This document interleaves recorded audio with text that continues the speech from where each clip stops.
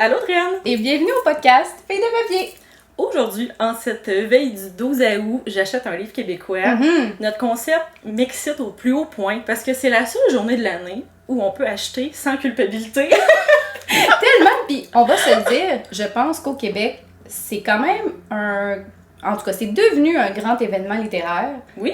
Surtout depuis, on dirait, le COVID, où est-ce que ça a comme vraiment pris une expansion? Ouais, c'est ça, une expansion assez importante. En fait, tu dis ça, puis je sais même pas l'événement existe depuis combien d'années, mais j'ai l'impression que justement, ça a toujours existé, dans ma tête en tout cas. Ouais, mais on dirait que dans ma tête, c'est apparu quand j'étais à l'Uni, puis on dirait que c'était comme un bon prétexte pour acheter un livre en me disant comme « Ah, mais là, j'ai pas le choix d'encourager mes auteurs d'ici! » Puis on dirait qu'à chaque année, c'est comme devenu une tradition. Des fois, c'est un, des fois, c'est 4, des fois, c'est 2. Là, c'est ça. Mais c'est quelque chose qu'on peut partager avec les autres aussi. Toi, t'achètes quoi pour le 12 août? Tellement. Y aller ensemble. Puis on dirait qu'on va à la librairie, puis il y a un engouement, on le voit aussi sur place, que souvent les librairies organisent des choses aussi pour ça. Vraiment, je pense que c'est l'année passée, justement, j'étais allée avec une de mes amies dans le coin de Baie-Saint-Paul, puis j'avais vraiment aimé, je sais plus c'est quoi le nom de la librairie, mais dans ce coin-là, ce qu'ils avaient fait, eux, c'est qu'ils avaient comme emballé certains livres. Fait que là, ben, avec certaines descriptions, on était capable d'avoir une idée de ce qu'on aurait, mettons, aimé lire ou aimé découvrir. Comme lecture à l'aveugle, un peu. Oui, exactement. Fait que t'avais des versions, évidemment, pas emballées, là, on s'entend, mais c'est ça, on s'en était pris un chacun. Mais ça, j'aimerais ça faire ça un jour, mais je me dis, si je lis, ça va être plate. Ouais, ça a comme un guess. C'est vrai, mais je t'avouerais que moi, de mon côté, je suis allée dans quelque chose qui était vraiment aux antipodes de ce que je prenais d'habitude. Fait que j'avais comme peu de chance. Tu sais, que ça finalement, tu te rappelles-tu? Qu'est-ce que t'avais déballé? Ben, c'était un livre de la mèche. Fait que j'étais vraiment très, très contente. Tu l'aurais peut-être acheté de toute façon. C'est ça, c'était même une certitude, mais c'est ça. Fait que non, j'ai été vraiment contente. Puis elle, de son côté, c'était un essai, me semble, ou une nouvelle de chez je sais plus qui. Mais elle avait aimé aussi. Ouais, c'est ça, ça faisait différent de chez Anne Norac, je pense. Ah! Je pense. OK. Fait que voilà. On est parti. Sur ce, plongeons dans des maisons d'édition. Oui, parce que c'est ça notre concept. Oui. Veux-tu nous présenter? Vas-y. Ah, OK. Ben, en fait, c'est qu'aujourd'hui, on va vous présenter quelques maisons d'édition qui sont en majorité dans nos bibliothèques. Disons-le. Nos préférés pour des raisons différentes chacune. Puis on va vous présenter quelques titres selon les maisons d'édition, vous dire un peu les grandes lignes, quel genre de collection ces maisons-là ont. Et ben c'est ça. En fait, c'est plus de se dire qu'on le sait que beaucoup, en fait, souvent, il y a certains titres qui reviennent été après été quand arrive le mois d'août. Puis là, mais ce qu'on s'est dit, c'est qu'au-delà du titre, des fois, ça peut être justement agréable d'essayer des nouvelles choses. Fait qu'essayer des nouvelles choses qui sont dans nos cordes. Dans nos cordes, bien souvent, c'est parce qu'on connaît les maisons d'édition. Fait que là, j'aime notre concept. Oui, puis je trouve que les maisons d'édition au Québec ont tellement comme une ligne directrice, souvent, que quand t'en aimes un, c'est pratiquement des valeurs sûres de continuer dans ces maisons-là. Parce qu'ils ont un style, puis quand t'accroches aux autres habituellement. Exact. C'est une bonne manière de faire des nouvelles découvertes. T'as raison. Fait qu'on commence avec une dont on sait tous les deux qu'on a plusieurs atomes crochus. Hein? Oui. Moi aussi, je pense que c'est vraiment celle-là qu'on a en commun. Le plus. Oui, OK. Bon, mais allons-y avec les éditions Stanké. Oui! Qui est une maison d'édition qui fait partie de Groupe Librex. Exact. Et puis, on a quelques titres à vous présenter aujourd'hui, mais moi, personnellement, quand je pense à Stanké, c'est comme l'essence de la littérature québécoise. Je trouve qu'ils ont souvent des livres qui osent. Je trouve que c'est souvent original. Il y a vraiment des auteurs et autrices de grand talent dans cette maison d'édition-là. Vraiment? C'est des livres qui percutent aussi. Puis moi, quand je lis personnellement de la littérature québécoise, c'est vers ce genre de récit-là que j'ai envie d'aller. Fait que pour moi, c'est une valeur sûre à chaque fois. Ouais, je comprends ce que tu veux dire. Je te dirais que pour moi, c'est pas nécessairement une valeur sûre. Parce que je t'avouerais qu'il y a certains titres qui m'ont laissé un peu indifférente. Mais ce que j'aime de Stanké, c'est que tu le dis, c'est que je trouve que quand on pense littérature québécoise, on est sûr d'y trouver vraiment ce qu'on aime de notre type de littérature. Puis, je trouve qu'avec Stanké, ce qui est agréable, c'est qu'on a un peu des auteurs bibites qui ont vraiment leur style. Puis, mettons, on cache le nom des auteurs et je suis certaine qu'il y a certains romans qu'on serait capable de savoir qui l'a écrit tellement qu'ils ont un style particulier. C'est vrai. Puis je trouve que c'est la beauté de Stanké, c'est qu'on a accès justement à cette espèce d'explosion-là de saveurs. Ouais. Exact. Puis eux, si je me trompe pas, ils ont de la fiction, un roman, mais ils ont aussi des recueils de nouvelles que j'ai pas lu du tout. Moi, je me suis vraiment concentrée sur les romans pour l'instant. Mais tu sais, quelqu'un qui voudrait s'initier aussi avec des nouvelles, je pense que ça peut être une belle maison d'édition pour ça. Oui, exact. Ou même des recueils de nouvelles comme justement Hugo Meunier avec les péchés ordinaires. Je crois que ça en fait partie. Vu que c'est un recueil de nouvelles? Ben, je crois parce que ce sont plusieurs courtes histoires, je pense. Tu m'apprends quelque chose. Je pense. Peut-être que je dis n'importe quoi, là. Péchés capitaux? Je crois que oui, d'une façon ou d'une autre, là, je pense qu'on est capable d'y faire certains liens, mais je l'ai pas lu encore, fait que ça sera à découvrir, mais... Ben, en parlant d'Hugo Meunier, on peut parler d'un livre rapidement qu'on a lu toutes les deux, Olivia Vendetta. Ouf! Moi, c'est un gros coup de cœur, ce livre-là, pour moi. Vraiment. Et quand, en tout cas, quand moi je disais une bibite, je trouve que Hugo a vraiment une écriture qui est facile à reconnaître de par le contenu assez cru, je trouve. Oui. Par rapport au sujet qu'il décide d'exploiter. Souvent, c'est sur des thèmes aussi qui sont assez crus. Donc, c'est un très bon exemple. Toujours en humour aussi, je trouve, mais avec un cynisme qui, moi, me fait rire. Oui. Vraiment. Ouais, c'est vraiment un auteur que j'adore. Et la majorité de ses livres, en fait, sont chez Stanké, si je ne me trompe pas. Exact. Ouais. Ça, veux-tu nous présenter oui, donc moi, le mot bibite, je vais le reprononcer encore avec Catherine Etier, qui est une femme extraordinaire que j'ai lue il y a 2 ans, je pense, à sa sortie, en fait. Et je vais le dire, je vais l'avouer, je sais pas si on a... Oui, je pense qu'on en a déjà parlé. Tu sais, dans les salons du livre, là. Ouais. Il y a quelque chose que toi et moi, on n'aime pas nécessairement faire. Oui, veux-tu avouer notre crime? Là, j'espère qu'on parle du même. Mais en fait, c'est que j'adore aller au salon du livre pour voir les nouveautés, pour voir les livres, pour échanger justement avec les personnes qu'on rencontre sur les réseaux sociaux. Mais j'avoue que je préfère observer de loin les auteurs. On dirait que c'est comme... Ça me demande énormément de dégein. C'est ça, exactement. Oui, de courage. Ça me demande énormément d'énergie aussi d'aller parler à des purs étrangers par rapport à leur roman que soit on a lu ou peut-être même pas lu. Mais je dois t'avouer que... T'as été la voir. Oui, non, pour vrai? C'est la seule. Ça veut dire beaucoup, celui-là. Et...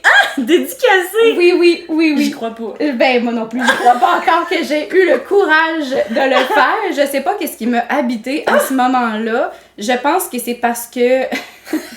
je savais que je voulais avoir son livre. Et au Salon du livre, quand j'ai voulu le prendre, il en restait plus dans le présentoir de Stanké parce que c'était vraiment une sortie super médiatisée, super populaire.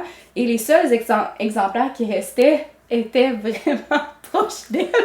Fait que peut-être qu'elle créé un malaise de partir en courant avec son roman. C'est exactement ça! Fait que là, je me suis dit, hey, j'ai pas le choix, je peux pas être juste une voleuse, prendre le livre, l'ignorer complètement, alors qu'il y avait pas personne en plus qui était là à ce moment-là, parce qu'on était genre proche du souper ou quelque chose comme ça. Fait que je me suis dit, je le fais-tu, je le fais pas. Puis là, on a eu un ice contact, puis j'ai fait, ok, mais là, genre, je me suis commis, j'ai pas le choix. Puis finalement, ça a été super agréable, puis on dirait que ça m'a enlevé un peu là, de cette peur-là d'aller vers les auteurs. Mais c'est le seul exemplaire dans toute ma bibliothèque, que je rappelle est vraiment immense. Et c'est le seul qui est dédicacé. Mais c'est tellement irrationnel comme pensée, parce que je m'imagine assise à une table, j'ai écrit mon livre. Oui. Je veux que les gens viennent me voir. Ben, je veux dire, la preuve, quand on va au Salon du livre, ça arrive vraiment souvent qu'on se fait aborder aussi par les auteurs, parce que je pense que même pour eux, ça leur permet de passer un Salon du livre qui est comme plus agréable, mais c'est ça, c'est comme le petit aspect cocasse que je voulais te dire, que je voulais t'avouer même, mais c'est ça. Donc, Catherine Etier, pour moi, c'est un peu une belle lumière de chez Stanké que j'ai eu la chance de découvrir justement, là, 2 ans. Et je trouve que ces espèces de petites lumières-là qu'on a avec Stanké, de tomber justement sur des choses qui sortent complètement de l'ordinaire, qui est un peu pété, qui va de tous et par tous côtés, qu'à la limite, on referme le livre, puis on se demande, ben voyons, qu'est-ce qu'on vient de lire? Puis là, on dirait que plus on y pense, puis plus on se rend compte que c'est rempli de petits détails qu'on a appréciés.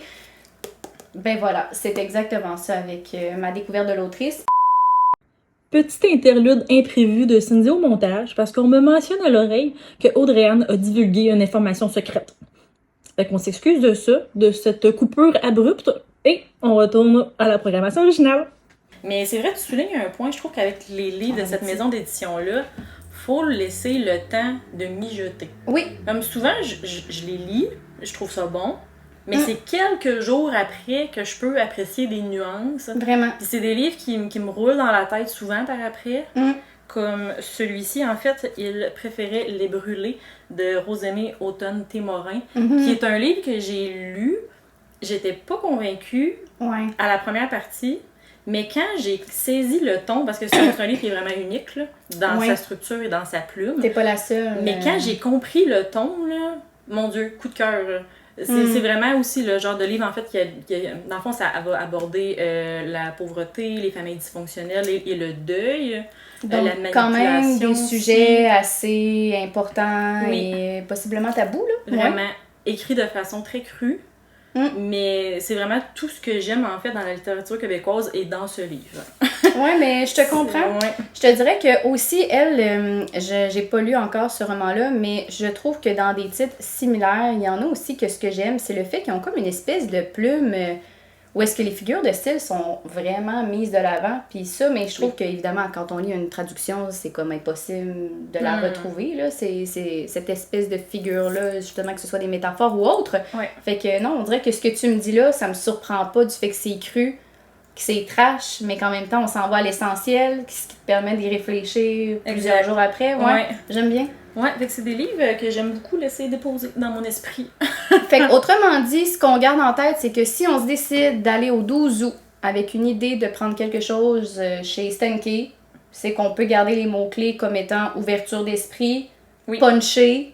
Très punché, Je vais dire... Moi, je dirais cru encore. Je sais qu'on l'a répété souvent, mais ça décrit tellement. Ouais, je vais dire hors norme même. Oui, à un certain niveau, là. Bon, mais super. Pour la suite, prochaine maison, est-ce que je me lance ou tu te lances? Je peux me lancer. Vas-y donc. J'ai envie de te présenter les éditions Alto. C'est avec cette maison d'édition-là que j'ai plongé dans la littérature québécoise à l'âge adulte.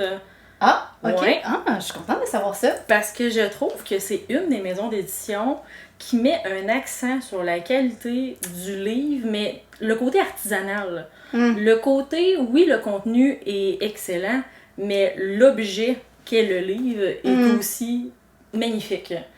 Parce que, en tout cas, c'est une opinion personnelle, là, mais des fois, je trouve que le papier est mince dans certains livres, ou les couvertures, s'effritent facilement.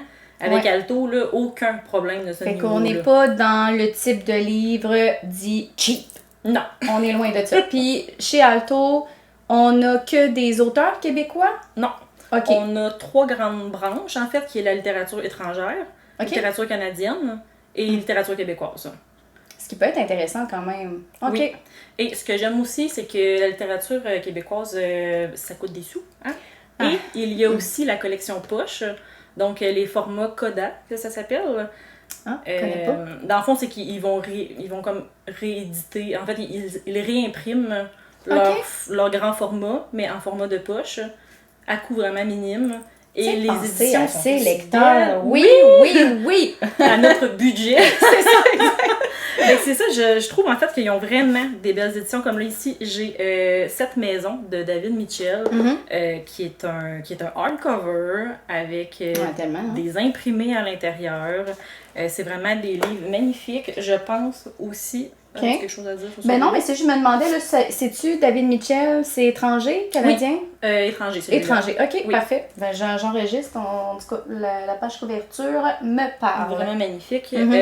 Dans aussi le côté artisanal, je pense à Blackwater Tellement. de Michael McDowell, qui, mon Dieu, les dorures. Ouais, vraiment. Il y a vraiment, vraiment des belles éditions. Puis je trouve aussi, tu sais, qu'ils ont une panoplie de genres littéraires. Parce que oui, là, on a parlé des provenances, mais on a de la dystopie, de la science-fiction, de l'horreur, de la fiction. Ils ont des romans graphiques aussi. J'ai l'impression que avec Alto, c'est dur de pas trouver quelque chose qui peut te plaire. Ouais, je comprends. Puis je te dirais que, mettons, j'ai pas lu encore cette série-là. Oui. Mais tu vois, la beauté du livre, de la page couverture, là, pour ceux qui nous écoutent, ben là, il va falloir aller faire une petite recherche sur Internet si vous voulez le voir. Mais je trouve que ça le rend tellement comme attrayant parce que je sais que c'est un remaster. Dans le sens qu'il y avait une ancienne, je pense, page couverture. Ou, Non, c'est la première fois qu'ils sont traduits. Ah, c'est la première fois? Ok. Ouais. Fait que celui-là que j'avais vu est en anglais, ça veut dire... Ah, et là, en plus, on a même des titres au chapitre. Je le ferme parce que là, on n'est pas... on n'est pas en train de parler de Blackwater comme tel, mais d'accord, vraiment, là, je pense que c'est le genre de petit format qui peut intéresser, effectivement. Vraiment. Puis au niveau aussi de la traduction est magnifique, premièrement. Et aussi, c'est qu'on ne traduit pas seulement des nouveautés. Tu sais, celui-là, là, ça fait comme quelques années, je veux pas me mouiller, mais je dirais peut-être 2022 pour Blackwater. OK. Mais ça a été écrit comme en 1900... Mais c'est ça, c'est 70, vieux. 80, Oui, là, c'est non vieux. plus, je veux pas me mouiller parce que je suis pas certaine des dates, mais ça date, là. Ouais. Tu sais, fait que je me dis, ça nous fait redécouvrir aussi des titres Ouais. Qu'on aurait pu qui oublier. datent, mais qui sont aussi bons. Ben, j'adore. Parfait. Et bon, ça ici, j'ai Méduse aussi de Martine Desjardins, c'est une dystopie, mais en même temps, c'est fantastique, mais c'est horreur, mais c'est... OK. Je voulais le glisser dans notre sélection parce Ouais. que je trouve que ce livre-là représente aussi tout ce que Alto est. D'accord. Une variété incroyable en un seul livre. OK. Variété de genre aussi qui se glisse dans le même livre. Oui. Mais lui, tu vois, je l'avais vu passer quand même pas mal sur les réseaux. Et tu l'as lu ou pas Oui, lu je l'ai encore? lu, ouais. OK. Puis je sais pas si tu l'as vraiment aimé, genre coup de cœur ou... Ben, c'est le genre de livre que c'est tellement spécial qu'il t'habite longtemps. Ouais, OK. Mais c'est tellement, justement, une bébite, je vais reprendre le mot que tu as dit, là, Ouais. que, tu sais, je peux pas dire que ce livre-là, mettons, a changé ma vie de lectrice, là. Non, mais c'est pas ce qu'on demande. Mais non mon plus. Dieu, que je relirai jamais un livre comme ça. là. Ouais, c'est ça. C'est hein. tellement unique, là. On dirait que dans ma tête, Alto, c'est ça. C'est quelque chose que tu sais que tu vas prendre, que tu vas lire, que tu vas dire « Ah mon Dieu, mais je pense même pas pouvoir le comparer à quelque chose d'autre que j'ai Non. lu. » C'est peut-être pas justement là, une lecture super marquante qui ferait partie de ton palmarès genre top 5, mais quand même que tu pourrais suggérer à tout lecteur qui voudrait sortir un peu des sentiers battus. Là. On dirait que ça me parle. OK? Ben, je prendrais pour je celui-là, pense ouais. vraiment que tu l'aimerais, surtout Ouais, que... juste la page couverture Ouais. m'interpelle. Surtout qu'on la dystopie dernièrement, on a ça souvent en bouche. Ah oui, hein, J'avais j'ai là pas loin, oublié- là. J'avais oublié celui-là. OK, ben en tout cas, je te ferai signe. Oui. Si jamais, ouais. On s'en Parfait. reparle. Est-ce que tu avais d'autres choses à nous dire sur Alto? Non, pour Alto, ça boucle Ça faisait pas mal. le tour. Ouais. OK. Donc, ben, je poursuis, si Oui. ça te va, avec une maison d'édition québécoise. Oh, oui. Et j'ai envie de te dire que dans mon parcours de lectrice de mémoire, là, je pense que c'est la première maison d'édition, je vais dire, mettons, fin secondaire. Fait à mon entrée dans l'âge adulte, qui est venue m'interpeller. OK. Quand même. Donc, je parle ici de la maison d'édition à lire. Donc, la raison pour laquelle je me suis, on dirait, naturellement tournée vers eux, c'est par, oui, une variété de genres, mais j'ai l'impression que ça s'adresse quand même à un type de lecteur qui est assez précis. Puis moi, à Qui, toi, hein? On va se le dire, là. qui à l'époque, donc mon ancien moi, adorait ou ne lisait pratiquement que du policier, du fantastique aussi beaucoup, tout ce qui était aussi avec des romans noirs, de l'espionnage et tout. Puis on dirait que à lire, pour moi, c'est vraiment le genre de maison d'édition qui nous permet d'aller rechercher ces genres-là littéraires. Puis je te dirais, ils ont aussi ce souci-là, je trouve, d'avoir une sélection d'auteurs qui est assez variée, que ce soit, oui, avec certaines traductions, pour la majorité, ils sont quand même avec des auteurs québécois. Mais cette diversification-là leur donne un espèce de plus-value où est-ce que j'ai pas l'impression que leur sortie, mettons, trimestrielle, qu'on a l'impression de revoir les mêmes affaires. Fait qu'on dirait que c'est la raison pour laquelle j'ai accroché aussi longtemps à lire. Puis là, ce que je te présente, c'est, je vais dire, des vieilles affaires. Pour 2 d'entre eux. L'un d'eux est tout récent, donc de l'automne dernier. Mais je trouvais que ça représentait quand même bien le genre de chez à lire. C'est-à-dire des pages couvertures qui sont typiquement à lire, donc avec des espèces de cartoons un peu flous, un peu glauques, qu'on ne sait pas trop qu'est-ce que l'histoire va se dégager par rapport à ces couvertures-là, mais qui ont un brin quelque chose d'attrayant. Puis chez eux, évidemment, j'ai fait la rencontre et là, c'est la raison pour laquelle je te le présente. Mon Patrick Sénécal, mon petit chouchou. Celui-là particulièrement, hein, on est un bon bassin de Québécois à avoir lu en secondaire 5 en Exactement! Ben, c'est exactement ça. Et c'est à l'époque où est-ce que mes parents me l'avaient acheté, justement, secondaire 5, il me semble. Puis j'en voulais ma propre copie. Fait que c'est la raison pour laquelle je l'avais reçu. Puis évidemment, de cela a découlé tous ces autres romans. Donc, c'est évidemment, si vous ne connaissez pas Patrick Sénécal dans le thriller, dans l'horreur, je pense que c'est un immanquable quand on parle série québécoise ou auteur québécois.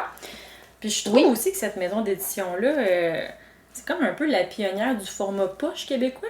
Peut-être, je peux pas te dire. Parce que je trouve que dernièrement, les maisons d'édition se sont mis à faire des collections poche. Oui. Je pense à Urtubise qui a sorti la collection La Ruche. Oui. Je pense à Alto que je viens de présenter avec son format Coda. Oui, c'est vrai. Mais ça fait des décennies là, que c'est sur les tablettes en format poche. Là. Vraiment. Puis même que je te dirais qu'on voit, mettons, dans ma bibliothèque, le moment où est-ce que je suis plus d'achat. Parce que tout est format poche avec... Pour vrai, ça doit être la maison d'édition dont j'ai le plus de romans. Puis c'est ça, on a format poche, chloup, et là, on en est... budget. Donc, grand format qui arrive pour, mettons, les 5 dernières années, là. Mais pour vrai, j'avoue, on dirait que j'avais jamais réfléchi à ça, mais t'as pas tort. Mais c'est des bons livres aussi pour les étudiants qui voudraient commencer à lire. Vraiment, tu sais, je te dirais que c'est pour un public, selon moi, de davantage 16 ans et plus, quand même. Mais c'est ça, dans un lectorat qui est quand même très accessible du moment où est-ce qu'on aime, justement, ces genres-là littéraires. Je t'ai amené aussi du François Lévesque. Donc là, on est plus dans du policier pur et dur. Mais honnêtement, un policier pur et dur, où est-ce qu'on ressent vraiment une culture québécoise super ancrée, que ce soit au niveau des dialogues ou que ce soit au niveau des régions dans lesquelles les enquêtes se passent. Pour vrai, ce serait une belle découverte si jamais c'est quelque chose qui t'intéressait. Puis j'ai amené quelque chose qui, moi, personnellement, ne m'a pas rejoint. Mais que je reconnais quand même le talent de l'auteur pour avoir lu d'autres de ses titres, qui est Jean-Jacques Pelletier, qui est quand même, je pense, un auteur assez réputé de chez la maison d'édition avec à lire. Là. C'est ça, j'allais dire, il me semble qu'il y a beaucoup de titres à ton actif quand même. Exactement. Puis là, je te dirais qu'on est plus dans un roman, dans un type de roman qui est davantage un mélange entre soit les nouvelles, le fantastique, puis la sociologie, le fait qu'il touche quasiment le roman noir. Fait que souvent, on part de... comme un peu, on dirait, d'une peur de société. Puis j'ai l'impression que l'auteur essaie de pousser à l'extrême en se disant « et si ça arrivait? » On en viendrait à quoi? Celui-là, c'est-tu celui-là aussi qui est un peu comme thématique éco-anxiété? Oui, c'est ça. Puis je pense que c'est la raison pour laquelle j'ai pas aimé... C'est stressant à lire, quand J'ai été anxieuse du début à la fin. Mais je l'ai amené quand même parce que je trouve que ça représente vraiment bien comme le genre qu'on peut retrouver chez à lire. C'est vraiment pas le genre de roman qui nous laisse indifférents. C'est pas non plus le genre de plume qui nous laisse indifférents quand on choisit un auteur de chez les éditions à lire. Mais je trouvais que ça faisait quand même un portrait global assez intéressant d'amener de ces 3 auteurs-là. J'aurais pu en amener 18 autres, là, mais... Là, t'as amené une sélection un peu plus comme de livres noirs, mais je crois qu'ils ont une branche aussi très science-fiction. Oui, que j'ai jamais essayé personnellement, mais ça existe. Oui, exact. Puis ce qui paraît, c'est vraiment bon en plus, mais c'est quelque part dans mes listes. C'est surtout très rare, science-fiction québécois. Effectivement. Je pense qu'à ce niveau-là, il y en a aussi des traduits. OK. Je saurais pas te dire quels sont les auteurs qui ont traduit, par exemple, mais on serait capable d'en retrouver facilement aussi. OK. Ouais. Ah, très intéressant. Ouais, exact. Fait que c'est toi qui poursuis. Pourquoi pas? Vas-y donc. Je vais y aller avec la maison d'édition Libre Expression, qui fait aussi partie du groupe Librex, comme les éditions Stanké. Puis là, aujourd'hui, j'ai Anna et l'enfant vieillard de Francine Ruel, parce que j'en ai... Bon, il a fallu que je choisisse, parce que j'adore cette maison d'édition-là, mais j'aurais pu aussi t'amener toutes les Michel Jean. Ce que j'aime de cette maison d'édition-là, c'est que j'ai l'impression que tout le monde peut y trouver son compte. Ouais. Et personne le sait. Ouais, je pense que c'est une maison d'édition sous-estimée. Oui, elle est tellement large. Elle fait aussi beaucoup de non-fiction. Donc peut-être que c'est pour ça qu'au niveau de la fiction, c'est moins connu. Mais elle a quand même une sélection historique dans laquelle on a le Outlander, par exemple. Mais il y a aussi ça? Oui.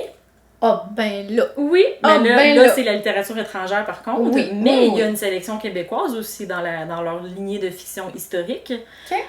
On a aussi une collection de polars. Ça te parlerait? Ah, ça résonne. Entre autres, je pense à la dernière trilogie de Steve Laflamme, qui se trouve chez Libre Expression.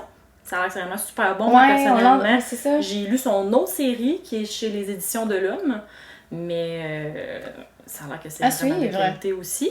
Et ils ont, la fiction, donc littérature contemporaine, je dirais, dans laquelle, c'est ça, comme je disais, on a les Michel Jean. Puis je trouve que c'est des livres souvent, oui, percutants, mais pas comme les autres maisons d'édition qu'on a parlé précédemment. Je trouve que leurs livres sont doux. C'est comme des baumes sur le cœur. Ça aborde quand même des thématiques difficiles. Je pense à l'avortement, je pense à la maternité. Celui-là, ici, c'est l'itinérance. Donc, tu sais, c'est quand même des sujets très lourds, mais abordés avec une façon tellement comme plein de résilience, douce. Tu sais, j'ai l'impression que leur but, c'est pas de percuter, c'est vraiment juste de raconter une histoire. Qui est réelle. Qui est réelle. À la limite, j'ai l'impression, en tout cas de la manière que tu m'en parles, que c'est le genre de livre que, je sais pas, tu rencontrerais quelqu'un dans un café, te raconterait une histoire, puis t'aurais l'impression que ça pourrait être justement la lecture de ce livre-là, ou peu importe lequel, tellement que c'est teinté de petites touches de réalisme, justement d'humanité et tout, là, peut-être. Oui, c'est vraiment comme de la vie de tous les jours, j'ai l'impression. Tandis que là, encore là, je fais un comparatif avec qu'est-ce qu'on a dit avant, que là, c'est peut-être plus des fictions éclatées. Mais là, j'ai l'impression qu'on est vraiment comme dans des réalités, justement, de vie de tous les jours. On dirait que moi, Libre Expression, c'est, on dirait, assez dense pour me dire que ça se lit bien, mais pas en lecture légère l'été. Je sais pas si c'est moi qui est dans l'erreur. On dirait que moi, je vois ça comme un retour, là, tu sais, des vacances où est-ce que là, bon, commence septembre, on est un peu dans l'effervescence d'avoir bien de l'énergie, d'être dans une espèce de renouveau de fin d'été, retour au travail. On dirait que dans ma tête, ça s'apprête bien dans ce genre de pensée-là. Je sais pas si c'est moi qui... Mais c'est vrai que c'est un entre-deux. Maintenant que tu le dis, j'avais pas réalisé. C'est pas des lectures légères. Non, c'est ça. Mais c'est pas non plus des lectures où il faut être dans un état d'esprit vraiment ouvert. Tu sais, on peut juste vraiment l'apprécier. Faut avoir l'espace pour l'accueillir, je dirais. Vraiment. C'est pas léger, mais ça se lit très bien. Ouais, ok, je comprends. Ok. Fait que j'aime bien ça parce que c'est un entre-deux, justement. Ben, je prends note. Je pense que ça va faire partie de mes choix comme maison d'édition pour le 12 août. On dirait que j'ai comme envie d'aller vers là. Ouais. L'ancienne moi. On en reparle là-dessus. Oui, c'est ça. Exactement. Poursuis-tu ou je poursuis? Poursuis, je pense. Je poursuis. Plus que moi, fait que... mais c'est parce que là, je m'en vais dans du c'est ça. C'est ça. OK. Le crunchy. J'ai envie de commencer avec un crunchy, mais un crunchy, je vais dire... comment je pourrais bien dire ça? Un crunchy valeur sûre, où est-ce que je serais capable de déposer à peu près n'importe quel livre entre les mains d'une personne qui veut s'essayer avec un auteur peut-être peu connu et a des bonnes chances de s'en ressortir avec, on va dire, un bon feeling. J'ai envie de le dire demain. Donc, ce qui veut dire que j'y vais avec Léméac. Là, bon, ici, j'ai du Léméac jeunesse, entre autres, parce que c'est de ça que j'avais envie de parler. Qui est une collection, dans le fond, de la plus grande maison d'édition, les Méac. Oui, exactement. Donc, les Méac, pour moi, je t'avouerais que c'est le genre de choix qu'on peut prendre si, comme je disais tantôt, on a envie d'essayer quelque chose de nouveau, mais qui est tout à la fois un peu réconfortant, surtout avec le jeunesse. J'ai même envie de te parler avant tout d'un auteur qui est comme mon plus grand coup de cœur au début de ma rentrée dans ma vingtaine et qui ne m'a pas lâché depuis, c'est-à-dire Jean-François Sénéchal, que moi j'ai connu avec sa série Le Boulevard, donc ces 3 tomes qui ont été réédités aussi en un seul et même, qui est une très belle brique aux couleurs un peu gris, lilas on dirait, qui s'appelle Chris maintenant, donc Le Boulevard au carrefour et les avenues. Et ce que j'aime en fait de l'Éméac, et évidemment de Jean-François Sénéchal, c'est pour ça que je vais parler de lui en particulier, c'est que j'ai l'impression qu'on nous offre des personnages tellement doux, attachants, que j'ai l'impression que c'est impossible d'ouvrir un de ces romans-là. Je vais parler même aussi avec Carotte et Kid, qui est de Marc-André. Ah, c'est quoi son nom de famille? Marc-André... Marc-André, tu sais de quoi je parle, hein, qui est Marc-André Dufour-Labbé, exactement. Okay. Bon, je l'ai proche ici. Donc, où est-ce qu'on se retrouve avec des personnages, tu sais, qu'on aimerait rencontrer ou qu'on se doute qui existent quelque part puis qui nous racontent un fragment, en fait, de leur histoire. En fait, c'est ça. C'est que j'ai l'impression que les Méac, jeunesse entre autres, vont nous raconter un fragment d'histoire dans lequel on a l'impression de marcher à côté d'un personnage qui nous raconte tout ça, qu'on rit, qu'on sourit, qu'on a envie aussi d'en parler aux autres.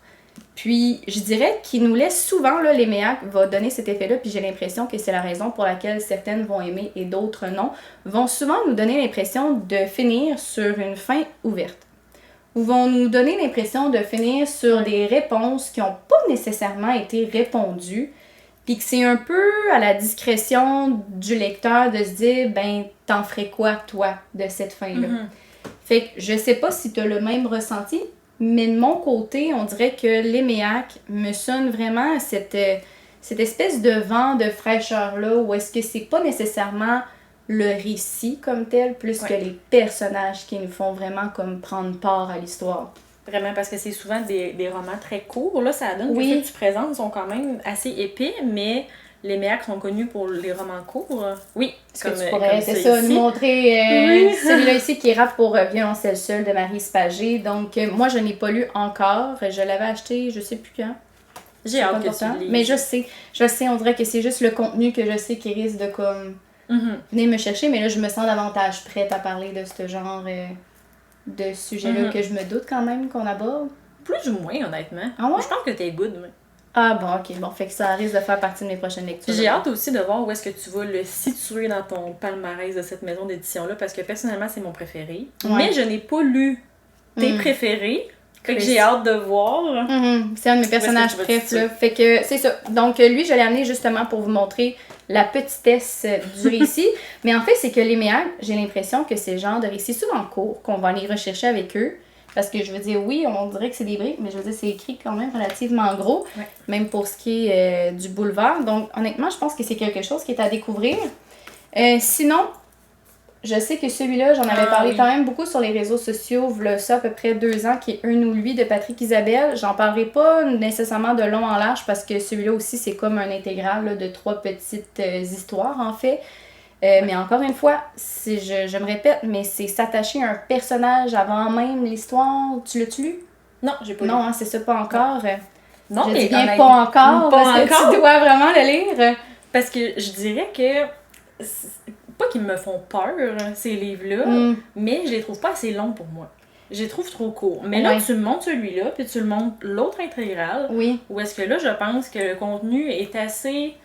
est assez présent. T'as quelque chose à tenir, oui, exactement. Mais tu sais, encore là, c'est vraiment de se lancer, comme tu dis, dans quelque chose que faut quand même, je pense, accepter le fait que tu termines le livre sans nécessairement avoir toutes les réponses. Puis c'est ce qui fait la beauté et la richesse, la richesse des personnages. Comme je te dis, c'est que les histoires souvent sont banales, là, sont du quotidien, mais c'est les personnages qui vont tout faire la différence. Fait que pour moi, les Méac égale personnages riches, diversité, on en est là. Mais aussi, les fins ouvertes, j'ai l'impression que c'est pas nécessairement... tu une fin ouverte sur un gros cliffhanger. Non. Mais ça va être, on suit un personnage durant une partie de sa vie, puis on sait qu'il continue sa vie par après. Puis c'est juste qu'on l'a vu cheminer pendant un certain moment. Exact. C'est vraiment un fragment, là. C'est t'accompagne. Ouais, exactement. Puis t'acceptes à un moment donné que ton chemin se sépare de ce personnage-là. Puis tu fais ton autre bout de chemin tout seul. Il y a vraiment quelque chose de très bien. Là, j'en ai pas amené, mais André Marois, prenez ça aussi en note là, chez les meilleurs, qu'il y a vraiment des belles pépites à y trouver. Est-ce que tu as quelques titres en tête? Non, je peux pas parce que le nom dit demain. quelque chose, puis je pense que c'est très apprécié. Oui, mais c'est ça, ce n'est un de, je pense, assez réputé et connu. J'en ai lu un à 1 minute près. Ah, ben oui! Oui! Oui, ben c'est Oui, ça, j'ai mais vraiment aimé ça. il y en a un autre aussi avec un truc de temps dans le titre. Ben c'est aussi André Marois. Oui. C'est la suite. Oui. Mais je sais pas c'est quoi le titre. Moi non plus. On est là à attendre. Oui, mais c'est ça. Bref, je pense que c'est une belle découverte à se garder si jamais c'est ce que vous voulez avoir pour le 12 août. Exactement. Tu poursuis? Je poursuis, oui. Avec un autre pionnier, selon moi. Ton réel coup de cœur. Mon réel coup de cœur que j'ai découvert ces dernières années. Donc, c'est les éditions Le Cheval Doux. Tellement. Que, honnêtement, je sais pas quoi en dire tellement que je les aime. Mais on dirait que je pense Cindy, puis je pense Maison d'édition québécoise. Oui. Évidemment que Alto serait très très proche. Ouais, mais tu penses à ça, hein? Mais je pense à ça, oui. Parce qu'on a fait plusieurs salons du livre ensemble quand Oui. même. Puis à chaque fois, je suis comme, faut aller voir le c'est kiosque, ça, le c'est Cheval ça. Doux. Ça me prend la nouveauté. Ah, vraiment, vraiment. Puis là, c'est tourner autour, regarder toutes les belles pages. Ouais, couverture, tellement. Oui. Mais c'est vraiment une toute petite maison d'édition. Oui. Par contre, je pense qu'ils sortent environ un titre par saison. Oh mon Dieu, oui. Puis je pense que j'aime ça. Ouais. J'aime ça comme avoir le temps d'aller acheter le titre, le lire, l'apprécier, attendre la sortie de l'autre. On dirait qu'il y a une espèce de... Dans les petites quantités comme ça, il y a quelque chose que j'apprécie là-dedans. Est-ce que tu as l'impression que c'est un peu ce qui les démarque aussi par rapport aux autres? Je pense que oui. Parce que est-ce qu'il y a quand même une ligne directrice à travers, mettons, les saisons ou du moins les derniers romans que tu as lus? Est-ce que tu sentais qu'on allait vraiment dans des chemins très différents ou on est... Ben, on va dans des chemins différents, mais je trouve que ce qui est vraiment unique, c'est l'originalité de la structure du récit. Okay. Je trouve que la manière que les histoires sont racontées, c'est toujours vraiment unique. Puis là, ici, j'ai autour d'elle de Sophie Bienvenue. Bon, Sophie Bienvenue est reconnue, tant qu'à moi, pour ses structures de récits qui sont vraiment uniques. Très particulière, ouais. Mais c'est quelque chose qui se répète dans d'autres titres. Comme par exemple, j'ai Filibuste aussi de Frédéric Côté, qui est un livre qu'on a un peu moins vu passer. Ouais. Mais ça aussi, là, c'est une structure de récit vraiment unique. Où est-ce que oui, trop beau. Ouais, vraiment. Où est-ce qu'on se promène dans une histoire, mais ensuite de ça, on a comme des bribes de journal. Ensuite, on revient à l'histoire principale. Fait que je trouve qu'il y a quelque chose dans la structure avec cette maison d'édition-là. Et aussi, bon, un côté graphique. Je crois que c'est mes couvertures préférées sur le marché. Ouais. Ça me parle. Moi, j'aime ça là, quand elles sont toutes pareilles. Là. Alors, le titre est toujours écrit pareil. Ils sont de la même grandeur. Ils ont 2 couleurs chaque. On dirait que comme je vois le petit spotlight descendre vers justement l'un des livres, puis toi qui es là, tellement! Ça, c'est ce que j'adore. Mais pour vrai, on dirait que je te reconnais absolument dans ça. J'ai, je pense, 1 ou 2 titres en plus de chez Cheval Doux que je n'ai pas lu, dont Alex Vienne avec Les Pénitences. Tu l'avais-tu lu? Non, je l'ai pas lu. Ah, bon, ça sera peut-être... Mais j'aimerais beaucoup parce que je trouve qu'il y a un côté cru, je pense. Mais je pense qu'il y a aussi une structure de récit assez particulière dans un espèce de huis clos, quelque chose comme ça qui fait en sorte que ça le rend bien particulier. Ok. Ouais. Bon, mais ça fait juste confirmer un mais peu c'est ce que j'ai remarqué avec les titres que j'ai lus, parce que là, évidemment, je peux pas dire que ça se répète à chacun des romans, là, mais c'est quelque chose que j'ai dénoté de ceux que j'ai lus. Puis, c'est ça, c'est vraiment quelque chose que... Ouais, on dirait que tu me prouves qu'il faudrait que je m'essaye davantage avec eux autres. Mais c'est juste parce que... Je veux pas dire qu'ils sont pas connus, là, ils sont très connus de ceux qui les aiment. Ouais. Mais je pense que c'est soit tu les adores ou tu les connais pas. Oh, j'aime bien le t'es adores ou t'es connais pas. Ça peut pas être un j'aime moins. Non, je t'es connais pas. J'adore. C'est parfait. Mais good, fait que moi, je retiens ça aussi pour mon 12 août. J'espère que vous prenez des notes, la gang, parce que on a du stock quand même. Quand même, hein? Oui, quand ça, même. c'est sans compter toutes les sorties littéraires de la rentrée qui va sûrement faire leur Et annonce qu'on très attend bientôt. avec impatience, oui. Je poursuis. Avec un autre crunchy. Ah oui, un crunchy, mais comme j'ai hâte que t'en parles de ça. Ouais, puis là, c'est parce que là, toi, tu me connais, là. Mais là, je vais les cacher, même, à l'écran, pour être sûr que personne ne les remarque tout de suite. Mais, mettons, là, si vous vous demandez Audrey Anne, on pourrait l'égaler avec quelle maison d'édition, là? Tu sais, je veux dire, quel mash-up qu'on pourrait m'associer pour le restant de mes jours, ça me ferait vraiment plaisir. Ce serait cette maison d'édition-là à 100%, les yeux fermés, qui est La Mèche. Connais-tu La Mèche? Je connais de nom. J'ai quelques titres, mais pas lu encore. Pas tant que ça? Je l'avoue. OK, mais je pense que toi, ça va être cette année que ça va se faire, ton initiation à la mèche. Je sais pas. C'est prévu. J'ai envie. Ouais, c'est ça, hein? Oui. OK. C'est mon retour à la littérature québécoise, là. Qui va se faire Le avec retour aux sources. Oui! Notre fameux retour aux sources. Mais en fait, Sylve, je t'avouerais, et là, je le dis aussi à tout le monde, c'est... Comment je pourrais bien dire ça? C'est le genre de littérature québécoise qui est... Là, on parlait de Stanké avec le fait que pour nous, littérature québécoise rime avec Stanké. Ouais. Je t'avouerais que avant même Stanké, pour toutes les personnes qui ont envie de vivre quelque chose de punché, qui ont envie d'avoir un coup de poing sur la gueule, je vais dire. Des romans coup de poing. Ouais, exactement. Oui. Ben, c'est oui. un Lamèche que ça leur leur prend. parle, ça. Et pourquoi, tu vas me dire, c'est que avec la mèche, j'ai l'impression qu'on accepte le fait qu'on est dans un laboratoire. Puis ce que je veux dire par là, c'est qu'on se dit, ben coudonc, on a un auteur qui avait envie de mélanger tel type d'écriture avec tel type de genre littéraire. Un peu de fiction, ou un peu d'autofiction, ou un mini-bout de, je sais pas moi, d'expérience personnelle. Puis on va en faire un espèce de gros mash-up, on va pondre de quoi, puis on va accepter le fait que ce soit vivant. Ça suit pas les règles. Non, exactement, ça, c'est libre. Moi, ce que j'aime de la mèche, c'est cette espèce de liberté-là qui est peu contenue, où est-ce qu'on explore vraiment là, une panoplie, je vais dire pas de genre littéraire, mais de type d'écriture, qui nous font passer d'un roman hyper trash à quelque chose de hyper sensible, qu'on peut même retrouver, si on le veut, dans un même roman. Je veux dire, c'est difficile pour moi de ne pas souligner cet excellent travail que cette maison-là d'édition est capable de donner, je veux dire, au fil des saisons.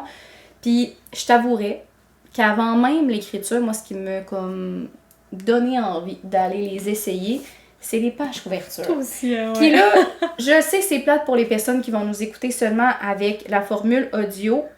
Puis on s'en excuse parce que c'est un podcast à la base, mais je ne peux pas passer sous silence les magnifiques pages couverture qu'on retrouve avec la mèche, qui sont tellement flyées, mais ô combien percutants. Je trouve qu'ils ont vraiment une unicité qui fait en sorte que tu as envie d'aller les découvrir. Mais à la limite, la page couverture fait partie du laboratoire. Vraiment, presque. vraiment. Parce que, tu sais, je les vois, là, je suis capable de concevoir que c'est une même collection. Oui, on est capable de les définir quand tellement même. unique. J'ai l'impression que la couverture reflète ce qu'il y a à l'intérieur un peu aussi. Vraiment, puis bon, je suis une fan quand même de petits tons pastels, de blanc avec des contrastes, donc c'est sûr que pour moi, ça me gagne. Ça, c'est clair, là, mais c'est ça. On dirait que je les mets fièrement bien en évidence dans ma bibliothèque. Puis on dirait qu'à chaque fois que je les prête à quelqu'un, genre ma mère à retenir ici, mais c'est ça, on dirait qu'à chaque fois que je les prête à quelqu'un, la première chose que la personne me dit, c'est « Ok, non, mais la page couverture », puis je suis comme « Mais oui, mais je sais. » Fais-y attention! C'est ça, fais-y attention, exactement. Fait qu'on dirait que, c'est ça, aller vers la mèche, c'est accepter le fait qu'on prend un chemin inconnu qui va peut-être nous mener nulle part. Puis c'est au fur et à mesure de l'histoire que t'es là, ok, non, mais là, je sais où est-ce que je m'en vais, là. Je vois le chemin tracé, là. Puis là, mais tu finis ce chemin-là, finalement, en sachant très bien où est-ce que tu te situes, mais t'en avais aucune idée quand t'as commencé tout ça au point A. Mais j'aime le petit côté liberté vraiment. Que t'amènes, parce que je trouve que plus les années avancent, plus des fois, ce qu'on retrouve sur les tablettes, c'est des genres qui sont vraiment bien campés dans des recettes qu'on suit du début jusqu'à la fin, genre. Tandis que là, j'ai l'impression que la liberté que les auteurs ont eue pour faire ces livres-là est vraiment comme il n'y avait pas de barrière. Là. Non, aucune barrière, puis je trouve que c'est la beauté de la chose où est-ce que tu te dis, peu importe la semaine dans laquelle tu as envie de commencer un Lamèche, les chances que tu en sortes avec quelque chose de vraiment là, hors contexte, hors commun, puis qui t'amène à te poser des questions sur plein d'autres choses, ben ils sont là. Puis je te dirais que, bon, mettons qu'on voudrait avoir des titres en particulier, aller avec Hakim Gagnon, Granby au passé simple, c'est pour moi un immanquable. J'ai adoré le roman. Mélasse de fantaisie, je veux dire, la gang, comment vous dire ça bien correctement? J'en ai lu des histoires de Montréal. Beaucoup. Mais celle-là... Mais ça, c'est une histoire de Montréal qui, tant qu'à moi, en vaut le détour. Fait que, je veux dire, il y en a qui sont burk, il y en a qui sont wow. Ben, Mélasse de fantaisie fait partie des wow avec Francis Ouellette, qui est son premier roman d'ailleurs. Mais vraiment, là, c'est... je vois même bien. Ben oui, mais là, bien en évidence. Bien en évidence, exact. Donc, prends ça en note. Je te dirais que ça risque d'être encore une fois dans mes immanquables du 12 août. Je sais même pas encore qu'est-ce que je vais acheter, mais on dirait que c'est sûr qu'il va y avoir un roman de Lamèche. On revient avec ça à la fin, parce que moi, j'ai une proposition pour toi. Oh, ben, gado! Oh, la surprise! Mais en voyant, par exemple, je viens de réaliser que j'en ai déjà lu un. Ah oui? J'ai lu Et au pire, on se mariera de Sophie Oui, ben oui! Évidemment. Ben, qui est très, très, très bon aussi. C'est ça. Puis ça me donne un peu le ton Ouais. de la maison d'édition maintenant que j'y pense. Là. Ouais, puis je te dirais que même encore là, tu sais, c'est parce que bon, ça vient avec un type de personnage, là, avec Sophie Bienvenue et ce livre-là. C'est pas nécessairement, tu sais, on est vraiment éclaté là. Oui, c'est ça, ouais. exact. Mais c'est ça. Ce qu'on retrouve dans un va pas nécessairement se refléter dans l'autre. Non, c'est ça. Donc, avant, ben, tu veux-tu que je termine? Oui, avec je pense ensemble. Oui, OK, Oui. parce qu'on en a un autre à présenter comme en duo. Oui. Fait que tu me permets de On se le garde finaliser. pour la fin. Bon, parfait. Je te dirais que ça, c'est ma découverte réseaux sociaux que je te présente. Oui. Le positif des réseaux littéraires, Oui, parce qu'il n'y a pas juste du exact. négatif. Non, exact. Et je te le présente en force avec 2 romans que je ne m'attendais tellement à rien, mais rien pantoute, et qui au final m'ont tellement fait adorer le genre que je me suis dit, ben pourquoi pas te les présenter aussi dans les qu'est-ce que j'achète pour le 12 août.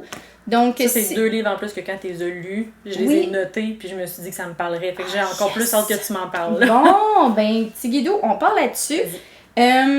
En fait, Héliotrope, je ne les connaissais pas. Mais pas du tout, comme dans pas du tout, malheureusement, avant mon arrivée sur les réseaux sociaux. Et la raison pour laquelle je ne les connaissais pas du tout, je pense que c'est relié à 2 choses. C'est que je ne lisais pas ou très peu de romans noirs ou de romans qui mélangent fiction et autofiction. Ou du moins, j'en lisais peu à ce moment-là de québécois. Puis, ben c'est ça, avec l'arrivée des réseaux sociaux et blablabla, ben je les ai vus énormément passer et la maison d'édition a été vraiment comme géniale, là. Ils m'ont contacté pour que je puisse justement les lire et honnêtement, je les présente parce que j'ai vraiment aimé ça. Mais c'est ça. Donc, Héliotrope, tant qu'à moi, c'est si on a envie d'aller dans quelque chose qui est court, qui s'inscrit dans une région du Québec bien précise. OK. Si on a envie de goûter un peu au terroir, justement québécois, je pense honnêtement qu'on a ici un super de beau potentiel. Donc là, je t'ai amené encore un André Marois parce que moi, j'ai adoré ce livre qui est La Sainte Paix. Honnêtement, une histoire avec une personnage qui s'appelle Jacqueline. Ah oui, je me rappelle du synopsis, celle-là, oui! Et une Jacqueline qui est une petite chipie. J'adore. Ah, vraiment, elle est vraiment, puis elle est malicieuse. Mais bref, l'histoire, justement, se passe dans une région X du Québec que je ne me souviens pas. Bon, c'est ça, on est dans un roman noir, un policier noir, même, je dirais. Puis, j'ai l'impression que ouvrir un héliotrope, on est capable de goûter à quelque chose. Ce qui fait en sorte que j'ai vraiment l'impression que l'auteur qu'on met de l'avant a vraiment comme une idée vraiment précise de où est-ce qu'on a une histoire qui se déroule puis sur quoi on met un peu les bases de cette histoire-là. Et je trouve que ça fait en sorte qu'on a souvent accès à des romans qui sont solides. Donc, je t'ai amené un roman noir qui est celui-là ici, La Sainte Paix. Sinon, vraiment, là, à l'opposé directement, celui-là que j'avais voulu t'amener, c'est une histoire qui se déroule à Montréal, donc avec la ligne... les trains, celui-là. C'est ça, ferroviaire, là, donc un grondement féroce de Léa Artemise, que j'ai lu en l'espace d'une soirée tellement que c'est addictif. On a une fin un peu coup de poing. Je connaissais pas non plus vraiment cette histoire-là avec un personnage justement qui a vraiment existé au Québec, puis qui en a fait les grandes lignes de chemin de fer. Puis j'ai trouvé ça vraiment intéressant de m'articuler dans une espèce de vieux Montréal où est-ce qu'on a comme des mélanges entre le passé, le présent, où est-ce qu'on comprend aussi l'espèce de quête... on va dire, pas identitaire, mais la quête que l'autrice donne à son personnage aussi par le fait même qu'elle est une journaliste, puis justement qu'elle vient enquêter sur ces lignes-là. Donc, honnêtement, j'ai vraiment l'impression que goûter quelque chose du Québec, là, c'est savoureux, vraiment, puis on ne s'y attend pas. Mais j'aime ça la manière que tu le décris, parce que ce que j'aime avec la littérature québécoise, c'est évidemment les référents québécois. Oui. Mais là, la manière que t'en parles, c'est comme si Héliotrope réussissait à embouteiller vraiment une région ou vraiment quelque chose de super précis puis le démontrer en fait avec leur livre. Oui, vraiment. Puis tu sais, je veux dire, à la limite, ça parle aussi d'enjeux québécois qui sont peut-être pas nécessairement mis de l'avant là, comme étant le front page, mais on les ressent. Fait que tu sais, quand je te dis du terroir, j'ai l'impression, en tout cas, c'est sûr que pour une personne étrangère qui vient lire, qui veut lire en fait quelque chose de québécois, aller vers du héliotrope, il y aura peut-être pas nécessairement tous les référents. Mais je pense que ça le rend d'autant plus unique ou authentique. Donc, et pour quelqu'un qui s'y connaît, les détails sont savoureux. Ah, c'est savoureux. Pour vrai, là, les petits sourires en coin, là, ou du moins les petits hochements de tête, ou juste les « Ah, ouais! Puis là, mais tu sais, tu t'amènes à faire justement des recherches à côté, puis tu te rends compte que, Colibine, c'est vrai pour vrai. Ça donne une dimension supplémentaire. Mais je suis contente que tu le présentes, parce que ça m'intimidait, moi, cette maison d'édition. Mais je pense que les gens ont ça en tête, mais faut pas! On arrête ça là, ici. Je veux dire, je le feuillette, là, ça va, oui, là. Mais vraiment, je suis prête à me lancer. Mais c'est hyper accessible, la fluidité. Je vais dire, des auteurs que j'ai lus, j'en ai lu 4, je pense, chez eux.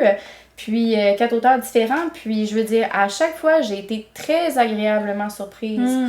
Donc, c'est... Particulièrement La Sainte Paix là, de André Marois, là, j'ai l'impression que vous allez me voir le lire celui-là cette année. Exact. Il parle vraiment. Puis en tout cas, ils m'ont généreusement envoyé leur nouveau noir, là, qui est Le Fugitif, le...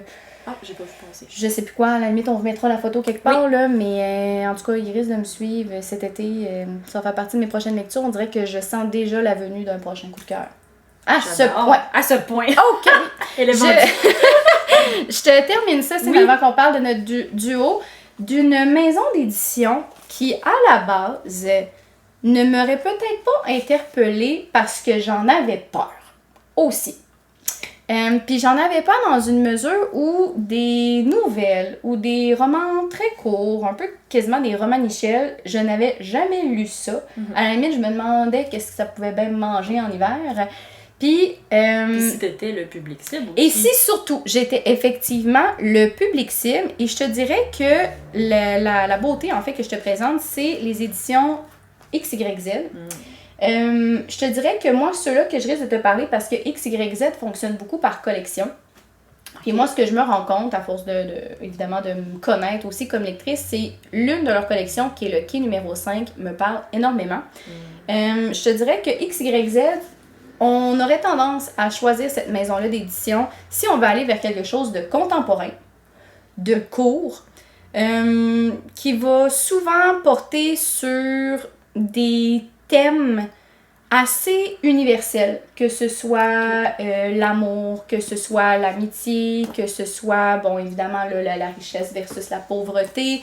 On y retrouve aussi, je te dirais, des dimensions peut-être plus québécoises en lien avec l'un de ces sujets-là, ou encore avec le féminisme, par exemple, ou autre. Fait que, tu sais, c'est vraiment comme, on essaye, puis on en ressort avec vraiment un bon sentiment. Fait que pour moi, XYZ, c'est vraiment une question de... Je garde l'esprit ouvert, puis je m'essaye à quelque chose que je me serais peut-être pas essayé en temps normal, mais que là, je me dis, ben, pourquoi pas? Mais c'est accessible, là, d'après vraiment, puis je t'avouerais, là, et ça, je le dis en toute franchise, j'ai obligé certaines de mes amies à les lire. Puis en fait, c'est aller lire étant les 3 là, que je montre à l'instant. Mais ces 3-là, je te dirais, mettons, aux 7 ou 6 de mes amis à qui je les ai prêtés. Au début, ils étaient là, je suis pas sûre, nana. Je suis comme, non, vas-y, essaye-le, tu m'en donneras des nouvelles. Et les 3 que je te montre sont ceux qui ont eu vraiment là, des super de belles retombées positives où est-ce que justement mes amis m'ont dit ok non mais je pensais pas que c'était ça. Puis je suis comme mais je le sais mais ça en vaut le petit 3 heures, 4 heures d'investiture puis finalement on est vraiment contente de l'avoir pris ce temps-là. Ce que la perception peut faire des fois. Oui, exactement, parce que souvent on essaie de suivre aussi les tendances sur les réseaux sociaux puis je pense que si on peut bien donner quelque chose à XYZ, c'est le fait qu'on s'en décolle de ces espèces de grosses tendances-là. On est vraiment dans un gage de qualité, je vais le dire comme ça. Je dis pas qu'il y a pas d'autres grands romans qui ont super la cote puis qui en valent pas la peine, là, c'est pas ça, mais je pense que c'est... il y a des collections, du moins chez XYZ, qui vaudraient le détour, si on a envie de se lancer. Je te dirais que les 3 que je te montre sont 3 romans qui vont droit au but. Il n'y a pas de flaf là. OK. Donc, le premier que je te présente, c'est Les oiseaux du désert de Édouard Deschênes, qui est un roman Michel, là, donc très, très, très, très court. On a des chapitres d'à peu près 1 page ou 2.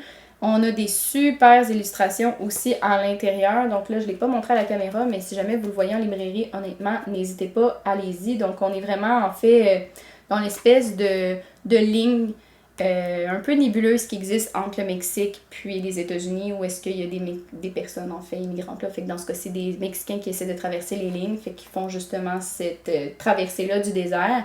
Puis que souvent, on oublie parce qu'il y a peu de personnes qui commencent leur marche et qui sont capables d'arriver à destination. Mon Dieu, OK. Et Édouard Deschênes, en fait, l'a expérimenté. Donc, pas lui comme tel a fait la traversée, mais a parlé à des gens qui l'ont fait, cette traversée-là. Puis, bref, c'est un roman qui est très court, mais très poignant.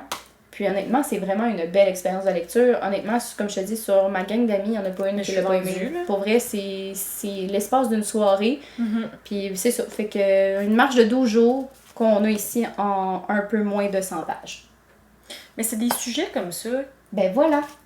Je savais même pas qu'il y avait des gens qui marchaient 12 jours. Mais c'est la beauté de XYZ, je pense. C'est cette accessibilité-là aussi de par les propos. Honnêtement, là, je mais suis des récits nichés quand même. Oui. Mais accessibles quand même. Mais... Vraiment. Puis que toi et moi, petite fille de Québec, on aurait certainement juste jamais été portées à se dire, ben coudonc, je vais vraiment prendre le temps de l'ouvrir. Mais prenez le temps. Il en vaut la peine. J'aime tellement ça, les livres qui nous agrandissent la culture générale, mais qui sont accessibles. Oui, puis porteur d'une expérience qui est autre que la nôtre. Oui. C'est de même que je le sens avec enrichissant. Oui, vraiment. Sinon, ce que je te présente, là, c'est avec le quai numéro 5. Pour moi, ce roman-là, en tout cas, je l'ai adoré. La preuve, tu peux voir que j'ai comme tes pages. Ah oui, sans honte. Sans honte, OK? On reparlera de ça. Oui, exact. Donc, celui-là, ça se trouve... Je vais me faire chicaner! Qui est Laurel la nuit de Laurence Pelletier. Donc, on a une fille, en fait, qui, l'espace d'une nuit, devient un peu un fantôme d'elle-même, de par ses questionnements par rapport à elle versus sa relation avec les autres, que ce soit en amitié ou en amour. Puis, au fil de cette espèce de méandre-là, de par la rue où est-ce qu'elle se promène, mais on en vient à en connaître un petit peu plus sur sa vie, puis sur cette espèce de « elle va vite-là », où est-ce que elle se questionne sur toutes ces rencontres-là qu'elle fait, sur toutes les terrasses, sur toute cette espèce de frivolité-là qu'on retrouve l'été, justement, avec les festivals et autres. Puis là, ben, elle prend un temps d'arrêt, puis elle se demande, ben finalement, il en découle de quoi de tout ça si on veut juste prendre un temps d'arrêt, tu sais, à cette vie qui va super rapidement. Puis, honnêtement, je sais pas, c'est une plume que j'ai découverte avec Laurence qui est vraiment, oui, accessible, mais qui est, je vais dire, un peu poétique aussi à certains niveaux, où est-ce que j'ai l'impression qu'on joue à demi-mot avec des images. Fait que, tu sais, c'est comme une image qu'on te propose où est-ce qu'elle est vraiment porteuse de sens, mais c'est pas le mot comme tel qui te le donne, ce sens-là. C'est comme à toi de t'en dégager un peu. Puis, honnêtement, c'est, encore une fois, c'est un roman que je suggère fortement à mes amis qui viennent emprunter des romans chez nous et les commentaires sont toujours positifs. Mais ça a l'air d'être le genre de sujet aussi qui parle à tout le monde. Oui. Parce que, tu sais, dans notre un peu société de performance, on est tous dans une course contre la montre. Vraiment. J'ai l'impression que la manière que c'est raconté, c'est le temps qu'on ne prend pas, en fait. Là, oui, puis là, lui, dans ce cas-ci, ce qu'il met de l'avant, c'est vraiment dans ses relations. Fait que, avant tout amoureuse. Fait que, tu sais, on est qui, nous, quand on sort puis quand on entre dans ce genre de relation-là. Fait que, honnêtement, c'est encore une fois quelque chose qui est très contemporain. Fait qu'il s'inscrit vraiment dans une ligne où est-ce qu'on se reconnaît, du moins dans les enjeux qui sont très actuels. Puis pour vrai, je veux dire, c'est un super de beau moment passé, là. Vraiment, puis ça se lit vite. Aussi. Oui, exact. Le dernier que je te présente, en fait, c'est moi, il me fait vraiment rire. Là. Ça s'appelle La chienne de Pavlov de Cato Fortin. Donc, on est vraiment dans quelque chose qui se veut vulgaire, mais qui se veut aussi très ludique, qui se veut super éclaté, où est-ce que, justement, bon, on a une jeune fille qui a perdu sa grand-maman, puis elle vient à se rendre compte que sa grand-maman est une personne sans être une grand-maman. Puis cette grand-maman-là est très exubérante, puis elle était très à l'aise avec sa sexualité. Puis on a une petite fille, justement, qui essaie de commencer à voir plus sur cette grand-maman-là de par ses propres expériences. Puis encore là, je veux dire, c'est très, très, très court, mais encore une fois, ça se lit les deux doigts dans le nez, puis on en ressort de là avec un grand sourire, puis on se dit, mais coudonc, quel beau moment passé. Encore une fois, très contemporain. C'est le genre de récit aussi, en tout cas, les trois que tu nous as présentés, que j'ai l'impression que parce que c'est court, c'est une qualité. Oui, vraiment. Il faut que ce soit concis. Si ça s'étire trop, on perd le sens aussi des fois. Peut-être qu'on perdrait le sens, effectivement. Je t'avouerais que là, dans ce cas-ci, c'est un avantage qu'il soit court parce que j'avais l'impression que ça faisait en sorte qu'on avait une ligne qui était assez punchée, qui était assez terre-à-terre aussi à un certain niveau. J'avais l'impression qu'on allait rapidement comme chercher les bonnes émotions, fait que... Ça passait le message que ça allait passer rapidement. Donc, c'est comme un peu le petit truc sous-estimé avec cette maison d'édition, mais X, Y, Z, prenez ça en note. Je l'ai pas montré, mais il y a aussi la série de Diane avec Marie-Renée Lavoie. Ah oui, c'est vrai? Oui, avec X, Y, Z. la gang, je veux dire, j'ai jamais ricané autant. Ah ouais, avec un personnage, mettons, d'une quarantaine d'années. C'est savoureux, je veux dire, c'est savoureux. Ah, mais là, tu m'as fait découvrir 2 maisons d'édition. Yes! Vous nous direz en commentaire, justement, s'il y en a que vous découvrez avec nous, ce serait bien plaisant. Est-ce qu'on embarque? Dans notre dernier duo. Oui. Vas-y donc. C'est, les éditions Les Malins, mais plus particulièrement les éditions Pattes d'en face, qui, je crois, est comme une collection qui fait partie c'est ce qu'on en des éditions Les Malins. Compris. Oui. On l'assume demain. Exact. OK, vas-y. Qui est une collection un peu plus vieille que Les Malins. Les Malins, dans ma tête, c'est vraiment jeunesse pure et dure. Puis quand on arrive avec cette collection-là, on est un peu plus dans fin d'adolescence, jeune adulte. Entre 16 et 22 ans, je dirais, mais... On le comprend comme ça, en tout cas. Oui, c'est ça. Mais en même temps, on est dans la trentaine, moi presque. Et on a autant apprécié. Et je pense qu'on peut étirer le 22 beaucoup. Tellement. À la limite, ça vient chercher un peu, là tu vas nous les présenter, mais notre côté un peu plus nostalgie, puis je pense que ça passe très bien comme ça, là. Vraiment. Puis je trouve que c'est une maison d'édition qui est tellement actuelle. Qui est moderne, qui, oui, va faire peut-être des livres jeunes pour les jeunes, mais avec le contexte d'aujourd'hui. Ça, je trouve ça comme super important. Et, puis, juste avant que ce que tu allais nous présenter, on dirait que ce que j'aime avec cette maison-là, puis c'est parce que là, je fais du pouce sur ce que tu viens de dire, parce que ça me parle, c'est que, tu sais, là, des histoires sur des jeunes, mettons, fin secondaire, ou qui sont au cégep, là, fait qu'ils ont début vingtaine, ça peut rapidement tomber dans le too much. Ou dans le c'est pas les clichés de genre un jeune, c'est quoi exactement, puis finalement t'es out là, c'est zéro ça, puis j'ai l'impression que la pépite que représente justement le parc d'en face. On peut commencer par le tien. Non, vas-y, mais avec non c'était juste pour préciser là, le parc d'en face, c'est que j'ai comme l'impression qu'on se retrouve avec quelque chose qui est genre en plein dans le mille. Tu sais, on a vraiment le bon public cible, genre. Je sais pas, en tout cas. C'est ça que je voulais comme rajouter. En fait, moi, mon coup de cœur, cette maison d'édition-là, c'est la trilogie « On ne tire pas sur les fleurs pour qu'elles poussent » de Catherine Girard-Audet. Ça, pour ceux qui auront lu les Aurélie Laflamme au secondaire, je trouve que c'est comme la version 2024 pour jeunes adultes, où est-ce qu'on a un personnage Je me rappelle pas par exemple si c'est le cégep ou l'université, mais c'est un peu le même genre de parcours que Aurélie a eu dans sa série. Mais là, on se retrouve avec Juliette dans sa vingtaine. Puis je trouve que il y a une maturité, mais en même temps, il y a une façon de penser qu'on a quand on a 18-20 ans. Qui est très 18-20 ans. Qui est très 18-20 ans et qui est tellement bien ciblée. J'ai l'impression là, que toutes les réflexions, c'est comme ça. Qu'un jeune de 20 ans pense, réfléchit, agit. C'est tellement exact, en fait, que c'est ça qui fait la beauté de ce livre-là. C'est très drôle aussi. J'ai vraiment... il me semble que c'est le souvenir que j'en ai, que tu m'avais dit que c'était drôle. Oui, c'est drôle. Puis c'est pour ça aussi je refais le parallèle avec Aurélie Laflamme. Là, mais Aurélie Laflamme, j'ai ricané. Mais tu sais, là, je le relirais, peut-être que je lirais plus, là. Mais dans le temps, j'aimais ça. Tu t'es réconforté aussi, j'imagine, dans tes propres expériences. Et c'est ça. Fait que ça, je pense que ça vient à point pour ça aussi. C'est comme si je pouvais revivre l'expérience Aurélie Laflamme, mais à mon âge et avec une autre série et avec un autre état d'esprit, donc ça ici. Et on parlait de nostalgie aussi tantôt. C'est une trilogie par contre que je n'ai pas lu encore, mais on écoutait Musique Plus. Oui! Musique Plus qui est bon, si on n'a pas 28, 30, 32 ans, on ne sait pas du tout c'est quoi. On n'a pas la référence, mais quoi que peut-être que le livre nous permettrait d'avoir cette référence-là, je sais pas, je l'ai pas lu non plus, là. Peut-être aussi, mais c'est ça, je trouve vraiment que, oui, on parlait tantôt du 16-22 ans dans le public cible, mais on peut vraiment étirer parce qu'il y a vraiment une touche de nostalgie avec Parc d'en face. Ok, mais je prends note de ceux-là, je pense qu'on l'a vu quand même passer pas mal sur les réseaux de Marie-Josée. Oui, et si je me trompe pas, ce sont 2 trilogies, parce que ce sont les 2 tomes 1, mais les 2 trilogies sont complètes. Ah, ça, on aime ça. On aime ça. C'est un plus. Je te finis ça, Cine, avec le Parc d'en face, là, en te présentant. L'avais-tu lu? Non. Non, hein? Je sais pas, là, qu'est-ce que t'attends?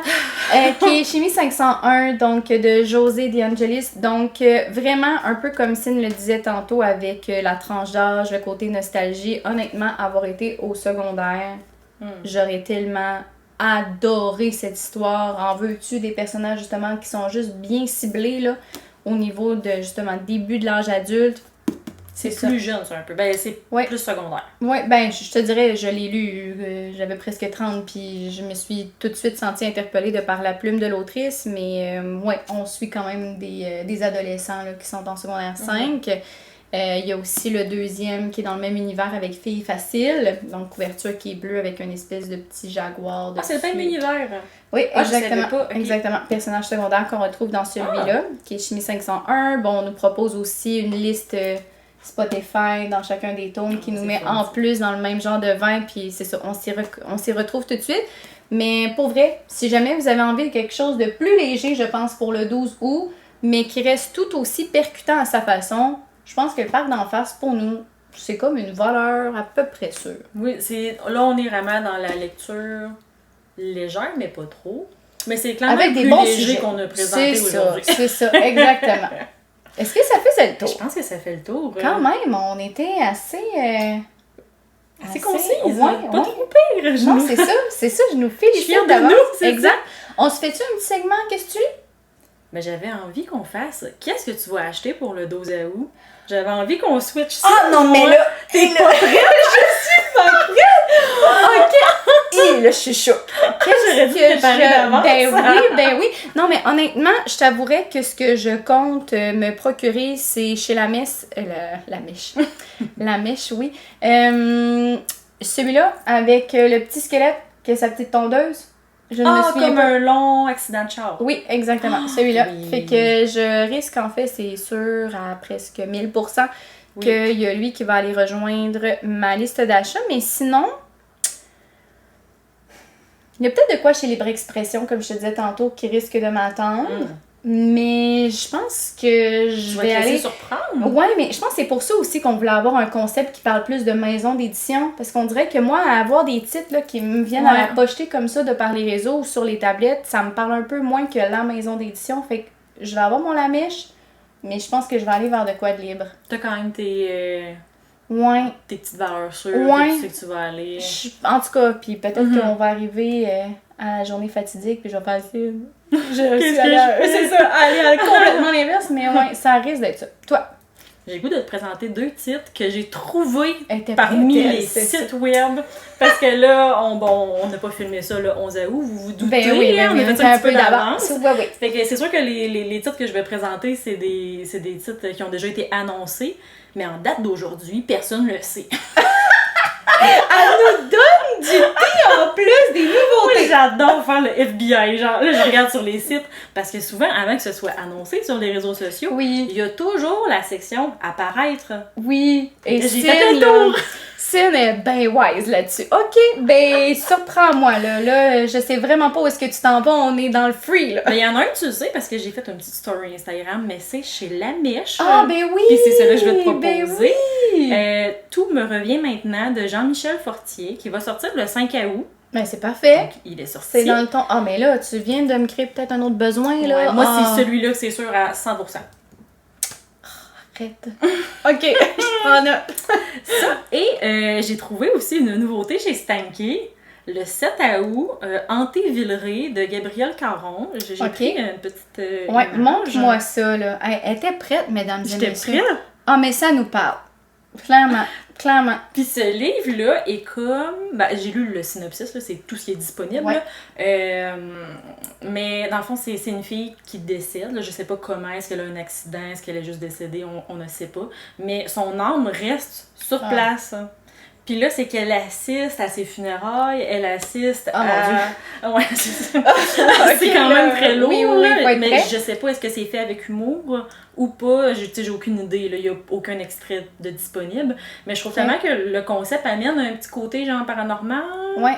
C'est ça va être punché. Je le vois déjà, là. Tu peux manger des coups à la gueule, justement. Oui. Ah oui, la gang. Oui. Oui, ok. Fait qu'elle va comme assister un peu, justement, à ses proches, comment ils vont vivre son départ. Ouais. Puis bon, comment qu'elle va faire pour partir aussi, parce que là, elle est comme un peu pognée dans le vide, comme un fantôme. Ah, j'ai mis des frissons malgré cette grande chaleur étouffante. Mon Dieu, ces deux titres, je pense que c'est mes 2 achats. Ouais, ben je prends note, là, je vais peut-être te copier sur le 2, qui sait. Ah, c'est ça l'affaire, c'est qu'il faut faire des choix. Ouais. Fait que ça fait le tour. Ça fait le tour. Yeah, fait qu'on se dit en commentaire ou venez nous écrire. Peu importe, si jamais vous voulez avoir des suggestions peut-être un peu plus personnalisées, oui. Mais avant tout, est-ce qu'il y a une maison d'édition dans ce qu'on a nommé qui vous interpelle? Première chose. La deuxième, est-ce qu'il y en a une à laquelle on n'a pas pensé? Oui. Qui pourrait qui justement... nous parlerait. Oui, exact. Parce que là, vous commencez à nous connaître quand même. Oui. Là. Ou sinon, vous, même si ça ne nous parle pas nécessairement, c'est quoi votre maison d'édition préférée? Ou avez-vous un achat que vous savez que vous allez faire le 12 août? On peut savoir! Fait que sur ce, donnez-nous un 5 étoiles sur les épisodes que vous avez écoutés, c'est toujours super apprécié. Les commentaires aussi, on les apprécie tellement, surtout que là, on a de plus en plus de messages qui rentrent, d'avis aussi qui rentrent, puis à chaque fois, ça nous fait chaud au cœur, vous pouvez pas savoir. De savoir que la question se rend à quelqu'un, puis qu'il y a une réponse qui revient. Moi, j'en reviens pas. C'est ça, on est encore sur notre petit nuage. Vraiment. Donc voilà. Pour jaser un peu plus amplement avec nous, ça va être sur nos comptes Instagram respectifs. Donc moi, c'est le point lecture avec un point entre chaque mot. Et le mien étant arrêt, la petite barre de soulignement littéraire. Fait que sur ce, à la prochaine! Bye! Bye!